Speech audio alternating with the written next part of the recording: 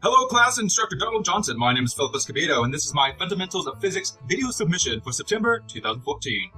So going into game design, really anything can be implemented into a game that defies the laws of physics or follows them to a T. So any subject a game designer thinks up, they can implement it into their game.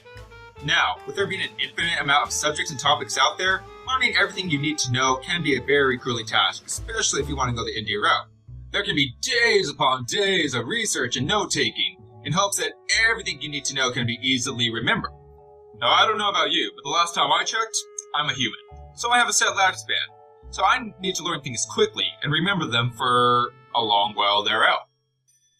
Thus, this is where transcranial direct current stimulation, or TDCS, comes into play. So what TDCS does is basically explained in the name.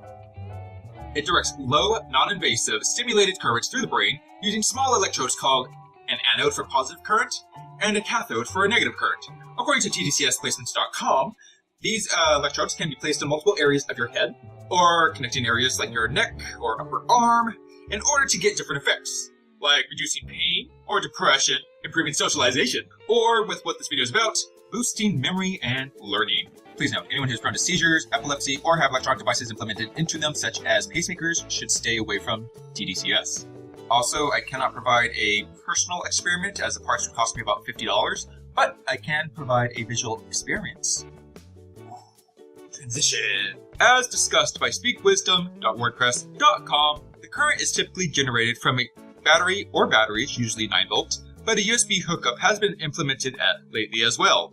However, using USB can be dangerous due to possible higher voltages from certain outputs, causing possible damage and or death. So batteries are still highly recommended. One red wire attached to the positive end of a battery will pass through a current regulating diode, or CRD.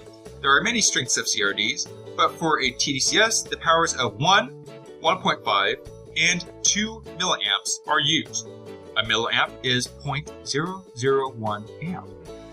The current then goes through the positive anode, through the brain, or cranium, and into the negative cathode. It will then travel the black wire at a specified ohm, and then back to the battery, but on the negative side. Again, from Speak Wisdom, 2 milliamps provides the best results. However, there have been known to be skin irritation with slight discomfort, but nothing harmful.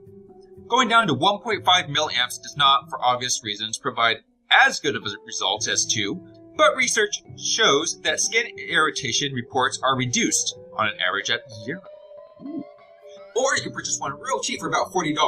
However, that one does not include or allow you to change the 2 milliamps that it provides, and it does not visualize the milliamps, so you don't know if you are always receiving 2, throughout constantly. Company devices can go up to the hundreds, though, or even thousands, so it's up to you how you want to go about it. Please note, again, that though the process has been proven harmless, you're still taking your own risks of safety. Do your research for the safety necessities if you build your own TDCS device. Just say it. If interested, a good version will allow you to change the milliamps from the described 1, 1.5, or 2, and show the session timer. Sessions for boosting memorization and learning to about 20 to 40% usually run about 10 to 20 minutes a day at 2 milliamps.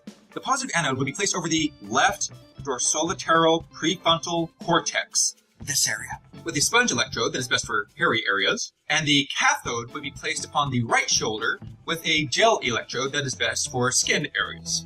Now, what all this does is alter the neurons in your brain, possibly creating new connections, and it modulates the activity of brain networks. Again, depending on where you place the electrodes, the power of milliamps used, and the length of your session.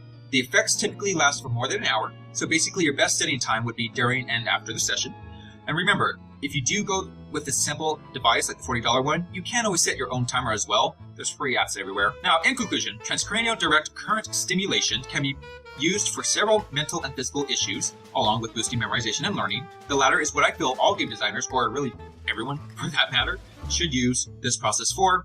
With the correct placement of electrodes, along with the right power and session times, we could be well on our way to boosting our memory to 20 to 40% and learning more than what we normally would. So again, my name is FoP Escobedo. This was my Fundamentals of Physics video submission for September 2014. Thank you for watching.